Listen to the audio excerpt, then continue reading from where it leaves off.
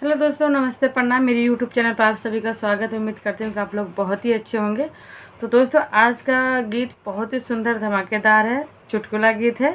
तो इस चुटकुला गीत को जरूर सुनिए, लेकिन उससे पहले मेरे चैनल पर नए हैं तो प्लीज़ मेरे चैनल को सब्सक्राइब कर लीजिए, वीडियो को लाइक कीजिए, वीडियो फुल करके देखिए और गाना कैसा लगा कमेंट करके बताइए। तो सुंदर सा धमाकेदार चुटकुला गीत, एक जेठानी की बात है। जेठानी कैसे है, तो एक देवरानी जेठानी को नोकझोंक जरूर सुनिएगा। हाय दैया घरई में बैरन जेठानी, हाय दैया घरई में बैरन जेठानी, हाय दैया घरई में बैरन जेठानी। सोने के कजरौटा में हम काजर पारी, सोने के कजरौटा में हम काजर पारी। हाय दैया हौदी में पारे जेठानी, हाय दैया हौदी में पारे जेठानी, हाय दैया घरई में बैरन जेठानी, हाय दैया घरई में बैरन जेठानी।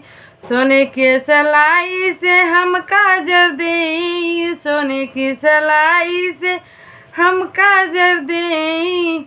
हाय दैया लाठी से देले जेठानी, हाय दैया डंडा से देले जेठानी, हाय दैया घरई में बैरन जेठानी, हाय दैया घरई में बैरन जेठानी।